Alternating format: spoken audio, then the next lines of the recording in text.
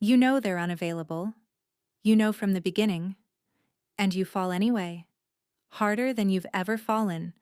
For someone who is present, consistent, actually there, you feel almost nothing. But the one who keeps you guessing, the one who runs hot and cold, the one who can't quite commit, that one feels like everything. Today we talk about why and what it's going to take to change it. This is one of the most painful and confusing experiences in adult relationships.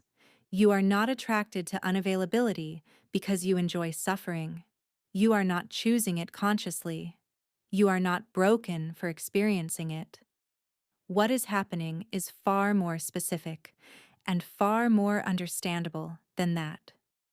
The human nervous system does not fall in love with people. It falls in love with feelings. And the feelings generated by an emotionally unavailable person, the longing, the pursuit, the intermittent reward, are neurochemically identical to addiction. Dopamine, the brain's reward chemical, is not released most powerfully by consistent pleasure. It is released most powerfully by unpredictable reward. The slot machine, not the vending machine. The partner who is sometimes warm and sometimes cold generates far more dopamine than the partner who is steadily, reliably loving. This is not a personality flaw. This is neuroscience, and it is operating completely beneath conscious awareness. But here is the deeper question. Why does your nervous system recognize this particular pattern as love in the first place? Why does inconsistency feel familiar? Why does the chase feel more alive than the arrival? The answer, almost always, lives in what love looked like before you had words for it. When a child grows up with a parent who is emotionally unavailable, not absent, not cruel, but simply not emotionally accessible, they develop a specific relationship with love. They learn that love is something you earn through pursuit. That closeness is available in glimpses but not in full. That the goal of relationship is to finally win the love of someone who cannot fully give it. And they become extraordinarily skilled at this pursuit. At reading subtle signals. At adapting themselves to what seems to be needed. At finding the exact angle from which an emotionally unavailable person might briefly open. This skill, developed to survive a specific childhood environment, becomes a template. And in adulthood, the nervous system seeks partners who fit the template, not because it wants to suffer, because it recognizes the feeling, because it knows how to play this particular game. Emotional unavailability shows up in different forms. There is the commitment phobic, the person who is intensely present in the early stages of a relationship and slowly withdraws as intimacy deepens, who can be wonderful in short doses and disappears when permanence is implied.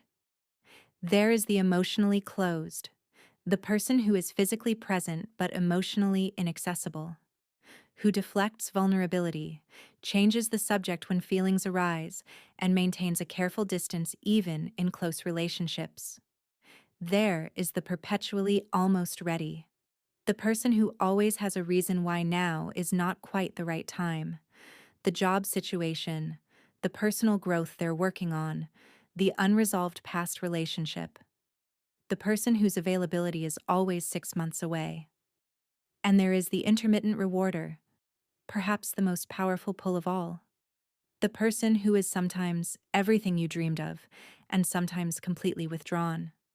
Whose warmth, when it comes, feels so profound precisely because of how long you waited for it.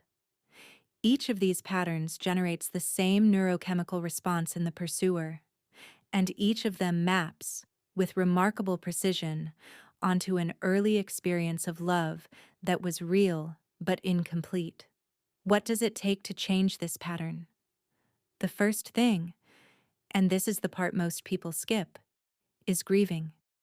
Not the relationship, the original loss, the parent who was there but not fully there, the love that was real but incomplete, the child who spent years believing that if they were just a little better, a little more, a little different. The love would finally arrive in full. That child deserved more than they received. And that grief, when it is finally allowed to exist, does something important. It separates the past from the present. It allows the adult to see their current relationships clearly, rather than through the lens of the original wound. The second thing is building tolerance for the unfamiliar.